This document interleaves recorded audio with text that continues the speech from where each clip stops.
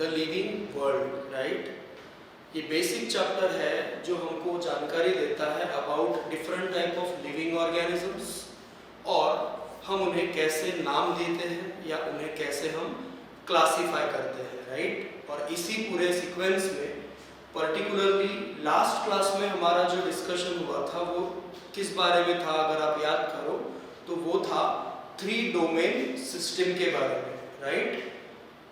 थोड़ा सा रिकॉल करो तो आपको याद आएगा कि जो 3 डोमेन सिस्टम है या जिसको हम अल्टरनेटिवली कह सकते हैं 6 किंगडम क्लासिफिकेशन, वो दिया था कार्ल वूज ने, right. Carl Woese was the scientist who provided us with 3 domain system of classifying the organisms in 1990। एक दूसरी बहुत इंपॉर्टेंट बात हमने वहाँ पे डिस्कस की थी कि ये जो particular 3 domain system of classification है ये किस आधार पे किया जाता है। तो इसका जो आधार है, इसका जो बेसिस है वो है sequence of 16S rRNA found in 30S ribosomal subunit. 16S rRNA का सीक्वेंस में सिमिलैरिटी या डिसिमिलैरिटी के आधार पे ऑर्गेनिजम्स को 3 में से 1 डोमेन में रखा जाता है। तो वो 3 डोमेन्स कौन से हैं? तो वो थे आर्किया, बैक्टीरिया एंड यूकैरिया। ठीक, हमने एक डायग्राम शो किया था जिसमें हमने ये 3 डोमेन्स बताए थे, आर्किया, बैक्टीरिया एंड यूकैरिया, राइट। और हमने ये भी डिस्कस किया था कि इवोल्यूशन पॉइंट ऑफ व्यू अगर देखें तो archaea is a separate domain which is more related to eukarya than a bacteria. ठीक, और आर्किया या आर्के बैक्टीरिया को हम one of the most primitive group of organisms भी मानते आए हैं या मानते हैं, राइट। उसका रीजन है कि वो बहुत ज्यादा एक्सट्रीम कंडीशंस में पाए जाते हैं, ऐसी कंडीशंस में जो अर्थ के शुरुआती दिनों में थी, आज भी वो ऐसी ही कंडीशंस में पाए जाते हैं। तो इसका साधारण सा मतलब ये निकलता है कि सबसे पहले आए हुए ऑर्गेनिजम्स में आर्के बैक्टीरिया ही होंगे, है ना, क्योंकि जो मैक्सिमम यूकैरियोट्स या मैक्सिमम बाकी के बैक्टीरिया है वो मॉडरेट एनवायरनमेंट्स में पाए जाते हैं। और आज भी एक्सट्रीम कंडीशंस जहाँ जहाँ एग्जिस्ट करती है वहाँ वहाँ आपको आर्के बैक्टीरिया ग्रुप के ऑर्गेनिजम्स मिलते हैं। तो इस बात से ये कंक्लूजन हम निकालते हैं कि 3 डोमेन्स में से आर्किया या आर्के बैक्टीरिया जो है वो सबसे पहले इवॉल्व या पहले बने हुए ऑर्गेनिजम्स होने चाहिए। तो इन 3 डोमेन सिस्टम के हिसाब से ऑर्गेनिजम्स को कार्ल वूज ने 6 किंगडम्स में बांटा, जिसमें से 2 किंगडम्स प्रोकैरियोटिक है और 4 यूकैरियोटिक है। वो कौन से, ये भी हमने कल एनलिस्ट किया था लास्ट क्लास में कि भाई आर्की बैक्टीरिया एंड बैक्टीरिया ये प्रोकैरियोटिक किंगडम्स है, जबकि fungi, protista, Plantae and Animalia ये यूकैरियोटिक किंगडम्स है। उसके बाद हमने एक चीज शुरू की थी जो आज भी कंटिन्यू करेंगे थोड़ा बहुत, वो थी टैक्सोनॉमिक हायरार्ची। और उसका मतलब आपको समझाया था कि टैक्सोनॉमिक हायरार्ची मतलब systematic arrangement into different categories, systematic arrangement of a particular organism into different categories in their descending order was called taxonomic hierarchy। ये इसको डिफाइन हमने लास्ट क्लास में भी किया था, राइट। और इसको डिफाइन करने के बाद हमने 2 इंपॉर्टेंट डेफिनेशंस पे फोकस किया था या टर्म्स पे फोकस किया था, that was taxonomic category and taxon. You must recall these definitions and must understand these 2 terms very nicely. First one was taxonomic category and next one was taxon. So what was taxonomic category? Taxonomic category is nothing but a particular position in a taxonomic hierarchy to which a group of organisms or taxon belongs. Taxonomic hierarchy अगर एक arrangement है तो उस arrangement की हर एक fixed level को हम taxonomic category कहते हैं, और किसी पर्टिकुलर टैक्सोनॉमिक कैटेगरी को बिलोंग करने वाले ग्रुप ऑफ ऑर्गेनिज्म को हम टैक्सॉन कहते हैं, right. That's why we say what for taxon, कि taxon is a group of organism belonging to particular taxonomic category, while taxonomic category is a level or position within taxonomic hierarchy. एक example के तौर पे तुमको समझाया था by taking the example of से China rose और human की कैसे कैटेगरीज फिक्स्ड होती है और कैसे टैक्सॉन्स चेंज होते हैं, है ना। फिर से एक बार हम यहाँ लिख लेते हैं कि टैक्सोनॉमिक हायरार्ची जहाँ पे सवाल आता है वहाँ पे कौन कौन सी कैटेगरीज, फिक्स कैटेगरीज जिन्हें हम टैक्सोनॉमिक कैटेगरीज कहते हैं, वो हमको देखने को मिलती है। तो सबसे ऊपर या सबसे टॉप लेवल पे जो टैक्सोनॉमिक कैटेगरी एग्जिस्ट करती है वो है किंगडम, राइट। अब 6 किंगडम सिस्टम के हिसाब से यहाँ पे किंगडम के लेवल पे कितने टैक्सॉन्स होंगे? 6 अलग अलग किंगडम्स, है ना। जबकि 5 किंगडम सिस्टम के हिसाब से जो आरएच विटेकर ने हमें दी उसके हिसाब से इस किंगडम के आगे 5 अलग अलग टैक्सॉन्स होंगे, मतलब Monera, Protista, Fungi, Plantae and Animalia. जबकि 6 किंगडम सिस्टम के हिसाब से यहाँ पे 6 टैक्सॉन्स होंगे, राइट। मतलब हुआ क्या कि kingdom as a category change नहीं हो रही, बट इसके सामने का टैक्सॉन चेंज हो सकता है, वेरिएबल है। उसी तरह से किंगडम के नीचे अगर हम जाए तो नेक्स्ट कैटेगरी जो आती है वो है डिवीजन या फाइलम। अब ये कल भी तुमको समझाया था, आज भी फिर से हम यहाँ रिपीट कर रहे हैं कि डिवीजन ये कैटेगरी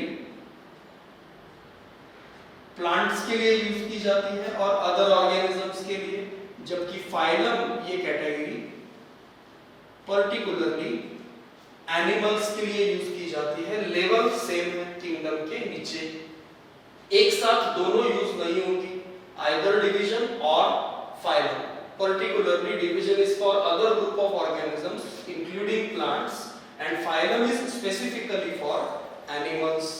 Then kingdom division, इसके नीचे अगर हम जाए तो next taxonomic category is class. Below class there is order. Below order there is family. Okay, below family there is genus and below genus there is the lowest or most specific or basic taxonomic category, that is species. Okay, तो kingdom से लेकर species तक ये कैसा order है?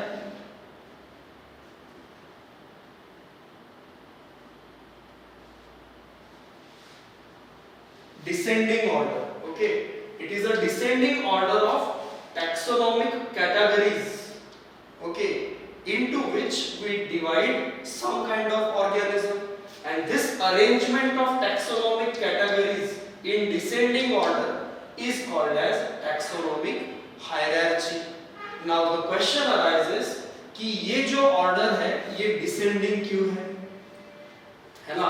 Why this particular arrangement is called descending arrangement? Why not ascending? तो याद रखो हमेशा कि kingdom is most non-specific category and species is most specific category. मतलब अगर हम इस हायरार्ची में kingdom से species की तरफ आते हैं, फिर से समझो, अगर हम इस हायरार्ची में kingdom से स्पीशीज की तरफ आते हैं तो dissimilarities decreases and similarities increases. फिर से एक बार समझो कि क्या बोल रहा हूं मैं, कि जैसे जैसे हम किसी ऑर्गेनिज्म के क्लासिफिकेशन को किंगडम से स्पीशीज की तरफ देखते हैं तो क्या बढ़ती है? सिमिलैरिटीज बढ़ती है और डिसिमिलैरिटीज कम होती है as we move from kingdom to species. But अगर हम असेंडिंग ऑर्डर पे जाए, मतलब अगर हम स्पीशीज से किंगडम की तरफ देखें तो क्या होगा? सिमिलैरिटीज decreases and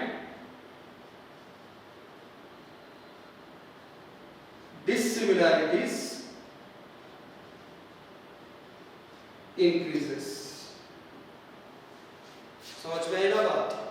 क्योंकि स्पीशीज ये ज्यादा स्पेसिफिक कैटेगरी है, तो स्पीशीज को बिलोंग करने वाले सभी मेंबर्स एक दूसरे से सबसे ज्यादा मिलते जुलते होते हैं। जबकि जैसे जैसे हम स्पीशीज से जीनस, जीनस से फैमिली, फैमिली से ऑर्डर, ऑर्डर से क्लास की तरफ बढ़ते हैं, क्या बढ़ती जाती है? डिसिमिलैरिटीज अमॉन्ग्स्ट ऑर्गेनिजम्स बढ़ती जाती है और सिमिलैरिटीज कम होती जाती है। फॉर एग्जांपल मैं तुमको समझाऊं कि किंगडम अगर एनिमैलिया है, तो किंगडम एनिमैलिया होने की वजह से दुनिया भर के सभी एनिमल्स उसी किंगडम को बिलोंग करेंगे। लेकिन क्या दुनिया भर के सभी एनिमल्स एक जैसे हैं? नहीं ना। तो वो भले ही किंगडम के तौर पे एनिमैलिया में है, हो सकता है वो डिवीजन अलग, सॉरी फाइलम अलग, जैसे किसी का फाइलम पॉरीफेरा हो तो किसी का फाइलम एस्केलमिंथिस हो तो किसी का फाइलम एनेलिडा हो, है ना। अगर किंगडम भी सेम है, फाइलम भी सेम है, तो हो सकता है क्लास अलग हो सकता है क्लास सेम है तो ऑर्डर अलग हो। तो होता क्या है, जैसे जैसे हम किंगडम से स्पीशीज की तरफ बढ़ते हैं तो हम ऑर्गेनिजम्स को ज्यादा क्लोज ले जाते हैं या ज्यादा क्लोजली क्लासिफाई करते हैं। हम स्पीशीज में उन ऑर्गेनिजम्स को रखते हैं जो बिल्कुल एक जैसे हैं। थोड़े से अलग है तो हम स्पीशीज अलग कर देते हैं, जीनस सेम रखते हैं। और थोड़े ज्यादा अलग है तो हम क्या करते हैं कि स्पीशीज अलग कर देते हैं, जीनस अलग कर देते हैं, लेकिन फैमिली सेम रखते हैं।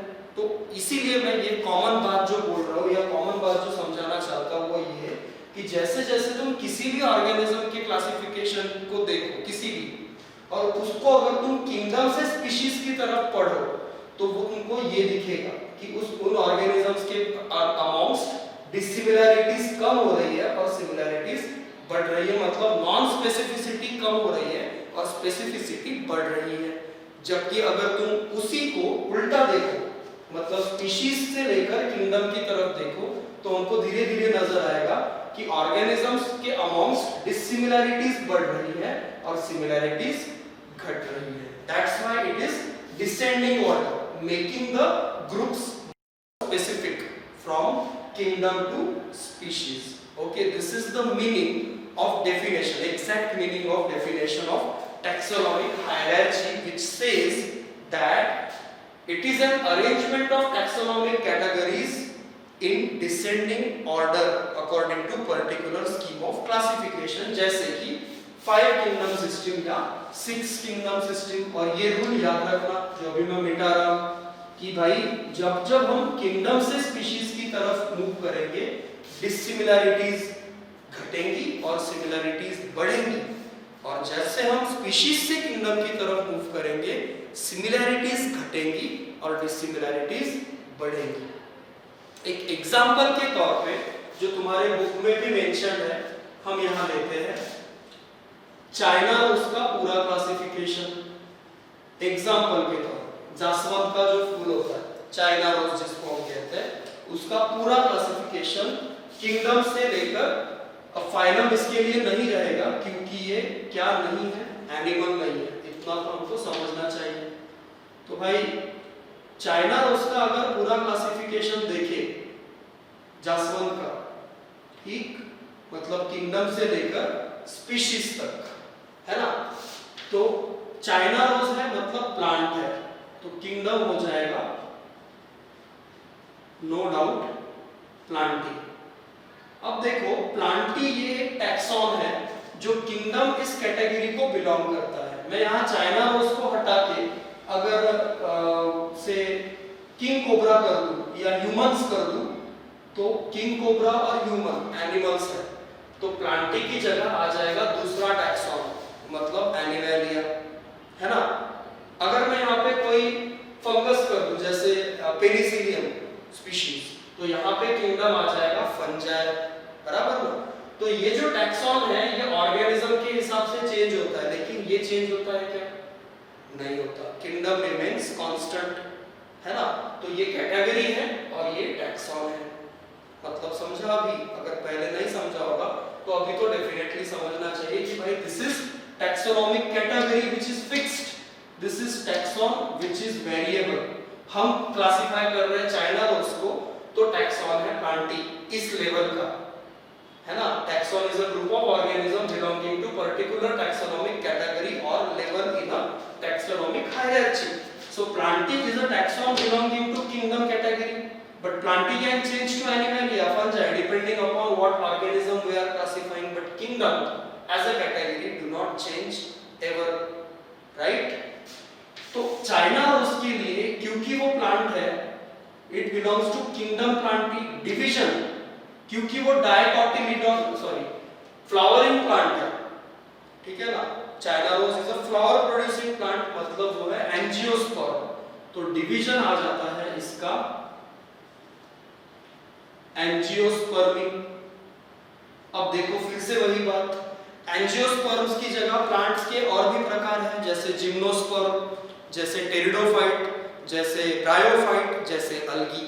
तो तुम चाइना रोज की जगह अगर साइकस को क्लासिफाई कर रहे होते, क्या कहा मैंने, चाइना रोज की जगह अगर साइकस के प्लांट को क्लासिफाई कर रहे होते, तो साइकस का प्लांट एक जिम्नोस्पर्म है, नॉन फ्लावरिंग प्लांट है. तो फिर जाहिर सी बात है कि तुम डिवीजन इस कैटेगरी पे एंजियोस्पर्मी ये वाला टैक्सॉन ना लिखकर जिम्नोस्पर्मी ये वाला टैक्सॉन लिखते. फिर से वही बात आ गई ना कि taxon can change according to organism that is to be classified, but what do not changes category, it remains division. ऐसा ही हर लेवल पे होगा. That's what you call taxonomic hierarchy and the terms category and taxon to be understood. Now let's move further. अगर बात China rose की है तो डिवीजन एंजियोस्पर्मी है, तो क्लास जो है वो है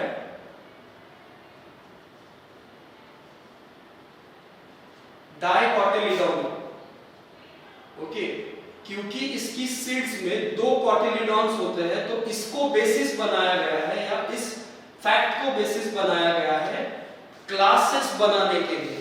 तो 2 तरह के क्लासेस है, 2 तरह के क्लासेस में पहला है डाइकोटिलीडोनी और दूसरा है मोनोकोटिलीडोनी, राइट. डाइकोटिलीडोनी मतलब नाम से समझ में आता है कि dicotyledonae is what is nothing but seeds with 2 cotyledons, and monocotyledonae का मतलब है seed with single cotyledon, right. तो फिर डाइकोटिलीडोनी क्लास को बिलोंग करता हुआ क्यों शो किया हमने चाइना रोज को, क्योंकि डाइकोटिलीडोनस सीड इनमें पाया जाता है, राइट. उसके बाद ऑर्डर की अगर हम बात करें तो order for this particular plant is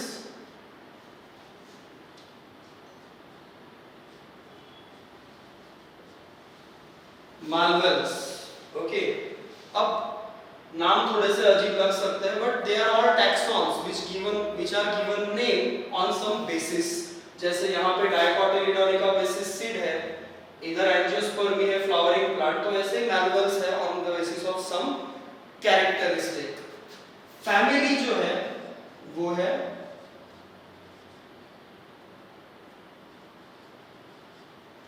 Malvaceae. What is the name of family for China rose? Malvaceae. Order is Malvulus. Genus, ये ज्यादातर लोगों को पता होगा मे बी,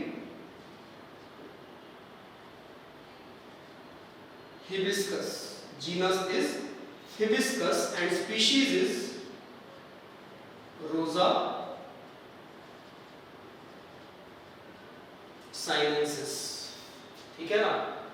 अब ये जो है it is a descending order of different taxonomic categories for China rose. It belongs to kingdom Plantae, division Angiospermae, class Dicotyledone, order Malvulus, family Malvaceae, genus Hibiscus, species Rosa sinensis. अब देखो एक example के तौर पे तुमको बताता हूँ मैं कि जो भिंडी है, भिंडी हम जो भिंडी खाते हैं उसको क्या कहते हैं हम? लेडी फिंगर, बराबर. लेडी फिंगर और चाइना रोज दोनों एक ही जीनस को बिलोंग करते हैं. लेडी फिंगर का साइंटिफिक नाम है हिबिस्कस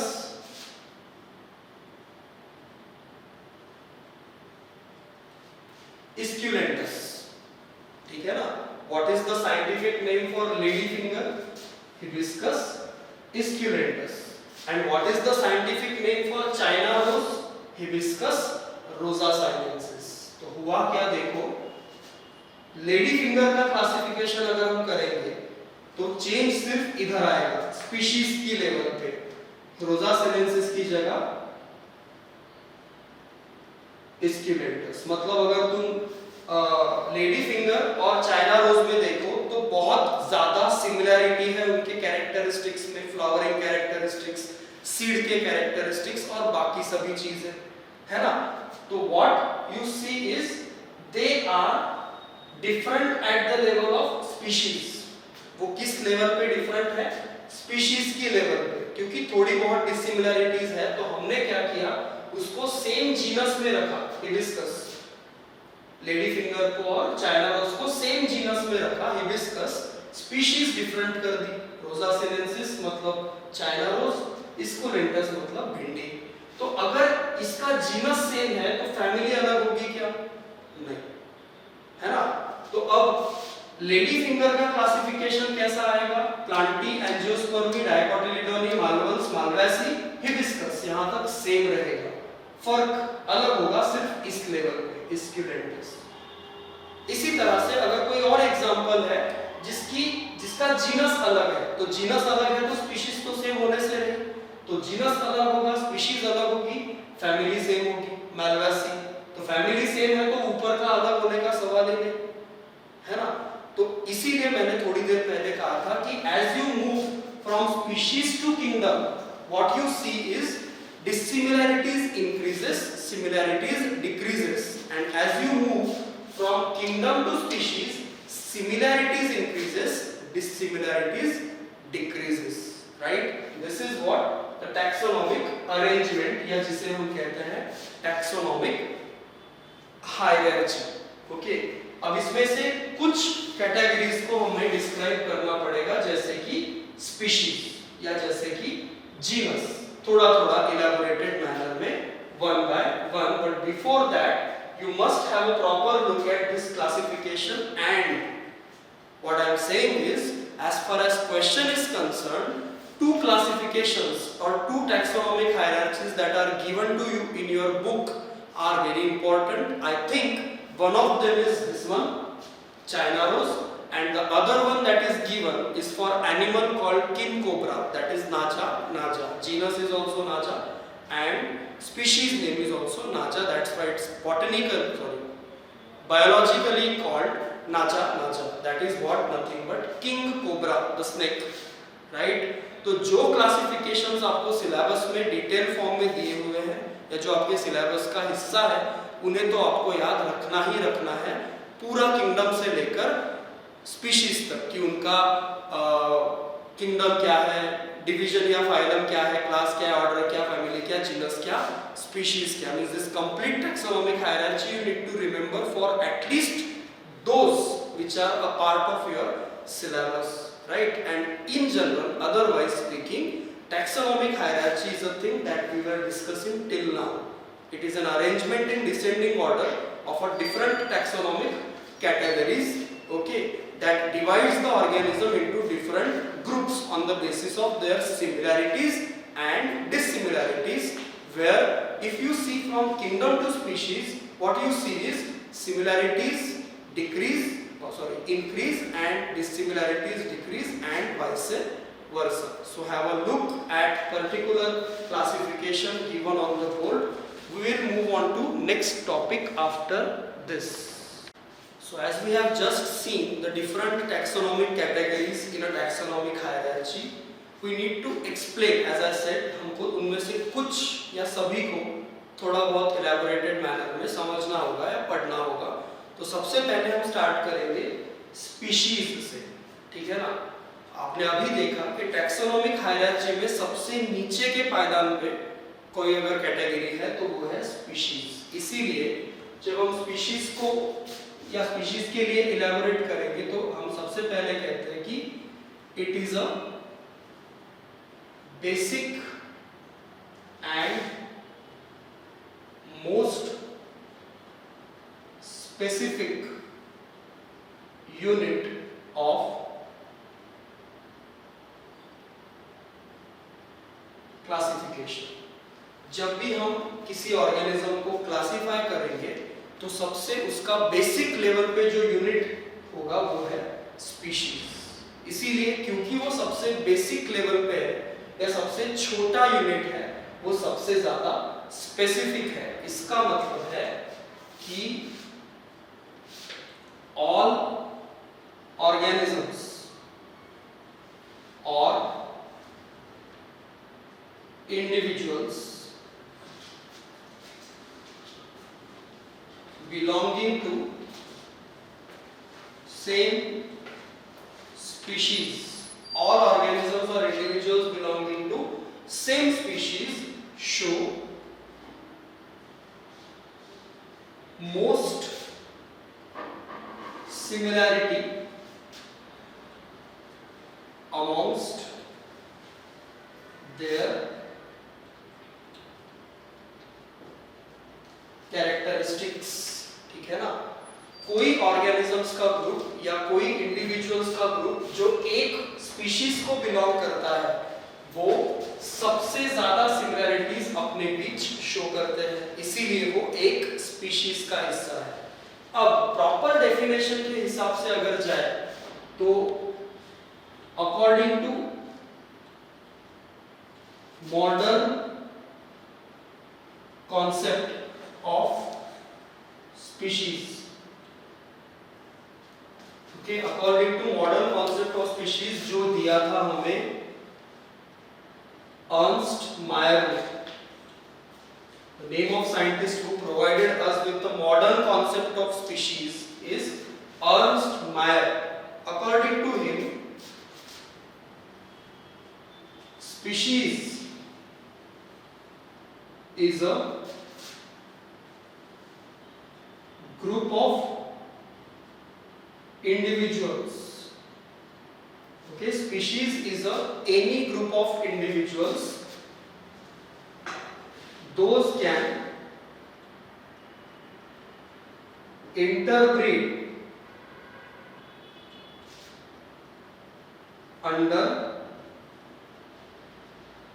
natural conditions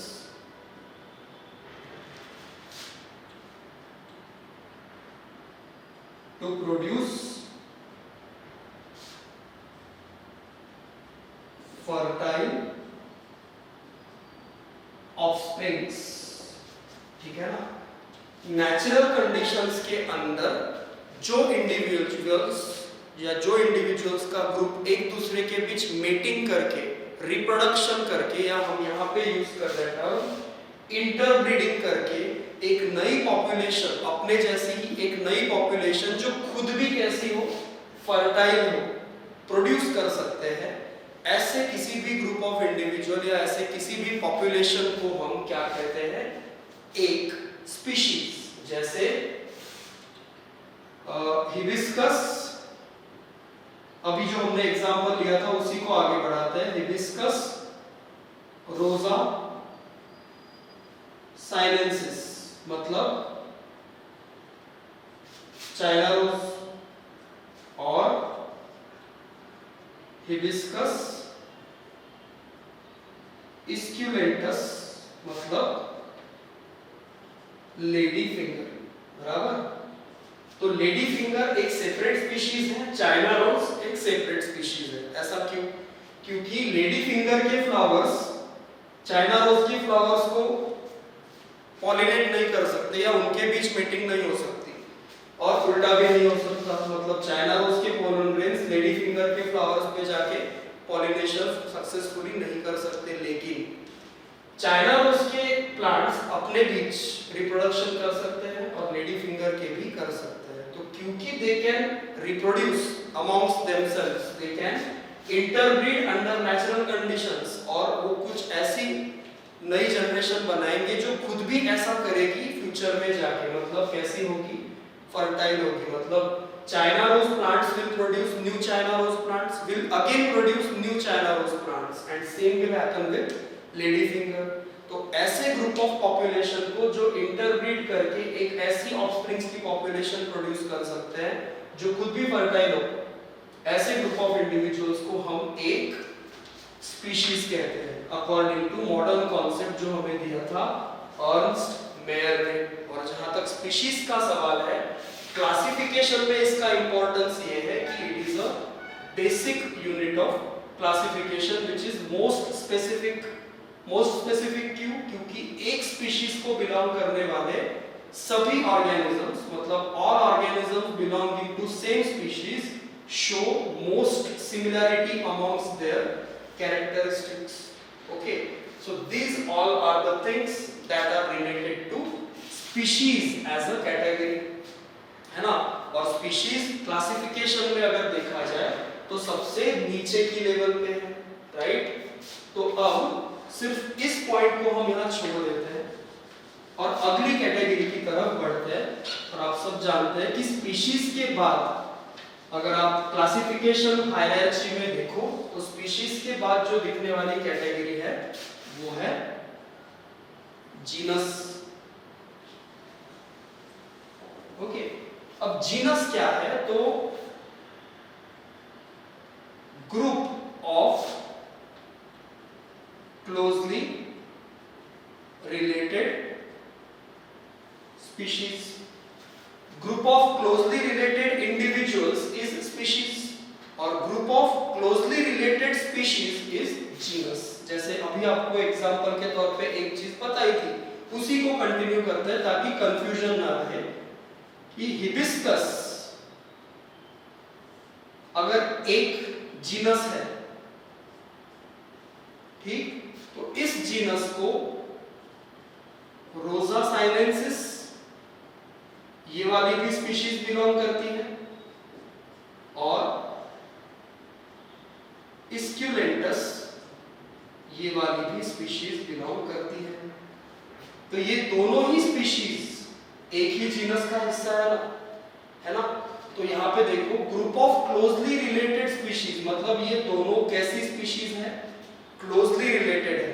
इतनी क्लोजली रिलेटेड नहीं है कि इनको एक ही स्पीशीज माना जाए, लेकिन इतनी ज्यादा अनरिलेटेड भी नहीं है कि इनको अलग अलग जीनस में रखा जाए। तो क्लासिफिकेशन करने वालों ने क्या किया? भिंडी को अलग स्पीशीज बनाया, चाइना रोज को अलग स्पीशीज बनाया, लेकिन इस लेवल पे, नेक्स्ट लेवल पे दोनों को एक ही ग्रुप में रखा, मतलब सेम जीनस में रखा, दैट इज हिबिस्कस। तो हिबिस्कस रोजा सिनेंसिस और हिबिस्कस स्क्यूलेंटस, मतलब जीनस सेम, स्पीशीज अलग। इसीलिए जीनस के लिए हम कहते हैं कि it is a group of closely related species. अब जीनस की जहां तक बात है, ये दो तरह के होते हैं, मोनोटाइपिक और पॉलीटाइपिक। मोनोटाइपिक जीनस मतलब हैविंग सिंगल स्पीशीज और पॉलीटाइपिक मतलब having more than one species। जैसे हिबिस्कस के बारे में आपको यहाँ एटलीस्ट दिख रहा है कि दो अलग अलग स्पीशीज है एक ही जीनस में। तो hibiscus is a polytypic genus because it has more than one species under it. But ऐसी कई सारे जीनस है जिसमें सिर्फ एक ही स्पीशीज है, तो उन सभी जीनस को हम कहेंगे मोनोटाइपिक, ठीक है ना। तो दैट्स हाउ यू से जीनस कैन बी मोनोटाइपिक और polytypic and it is always a group of closely related species. Genus के बाद नेक्स्ट ग्रुप जो आता है वो है फैमिली। फिर इसके लिए क्या बोलेंगे? Group of closely related genus. जैसे जीनस था group of closely related species, family है group of closely related genus, right. तो फिर फैमिली के बारे में एक बात एडिशनली इंपॉर्टेंट है कि name of a family generally ends with suffix CEAE। Family का जो नाम है किसी भी फैमिली का वो जनरली CEAE इस सफिक्स के साथ एंड होता है, जैसे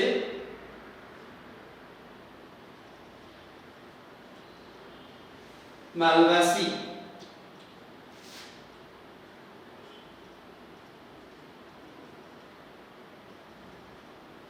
कुकुरबिटेसी, राइट, फैबिएसी, सोलानेसी। देखो ये अलग अलग फैमिलीज है, सोलानेसी अलग, फैबिएसी अलग। फैबिएसी मतलब लेग्यूमिनस प्लांट्स वाली, सोलानेसी मतलब आलू टमाटर वाली, है ना। कुकुरबिटेसी या फिर इवन हिबिस्कस वाली मालवेसी। इसमें हर फैमिली के नाम में कॉमन चीज क्या है, ये suffix CEAE। That's why we are saying it here कि name of the family generally ends with suffix CEAE। Family के बाद कौन सी कैटेगरी आती है, हम सब जानते हैं कि फैमिली के बाद आता है ऑर्डर। तो फिर ऑर्डर क्या, group of closely related genus मतलब फैमिली, तो group of closely related families is order. उसी तरह से ऑर्डर के बाद क्लास है, तो क्लास के लिए कहेंगे group of closely related orders. Class के बाद डिवीजन है, अगर प्लांटी की बात करें तो, या फाइलम है एनिमल्स की बात करें तो इसके लिए हो जाएगा group of closely related classes. जैसे तुमने अभी देखा हिबिस्कस के क्लासिफिकेशन में हमने डिवीजन कहा था एंजियोस्पर्मी। तो एंजियोस्पर्मी में दो क्लासेस आते हैं, डायकोटोमी, मोनोकोटिलिडोनी। तो मोनोकोटिलिडोनी और डायकोटिलिडोनी क्लासेस भले ही अलग हो, डिवीजन सेम है ना, angiospermae, like that. So it is closely related classes are grouped into single division. And सबसे ऊपर या सबसे हाईएस्ट कैटेगरी टैक्सोनॉमिक हायरार्की में जो है वो है किंगडम, राइट। और kingdom includes all different divisions. और हम जानते हैं कि किंगडम ज्यादा से ज्यादा 5 है, और 3 डोमेन सिस्टम के हिसाब की माने तो 6 है। हम 5 किंगडम सिस्टम पढ़ते हैं सिलेबस में, तो यहाँ पे हम 5 ही लिखेंगे। कौन से, तो हमारे पास है Monera, Protista, Fungi, Plantae and Animalia. तो दुनिया भर के सभी बैक्टीरिया, प्रोकैरियोट्स मोनेरा में, दुनिया भर के सभी यूकैरियोट्स जो यूनिसेल्युलर है वो प्रोटिस्टा में, सब जितनी भी फंगस है वो फंजाई में, जितने भी प्लांट्स हैं वो प्लांटी में, भले उनका डिवीजन क्लास ऑर्डर अलग हो, अगर वो प्लांट है तो बिलोंग करेगा प्लांटी किंगडम को। और दुनिया भर के सभी एनिमल्स एनिमैलिया में, चाहे उनका फाइलम अलग हो, ऑर्डर अलग हो, डिवीजन अलग हो, डिवीजन तो होता ही नहीं, बाकी सब भले ही अलग हो, लेकिन अगर वो एनिमल है तो it will belong to kingdom Animalia. That's how you should understand, है ना। तो यहाँ पे हमने बेसिकली क्या समझा इस पर्टिकुलर डिस्कशन में कि टैक्सोनॉमिक हायरार्की को बिलोंग करने वाली अलग-अलग कैटेगरीज उसी ऑर्डर में क्यों अरेंज है और वो क्यों चेंज नहीं हो सकता। देखो, species is group of closely related individuals, उसके बाद जीनस ही आएगा क्योंकि it is a group of closely related species. उसके बाद डायरेक्टली फैमिली नहीं आ सकती क्योंकि family is a group of closely related genus, not species.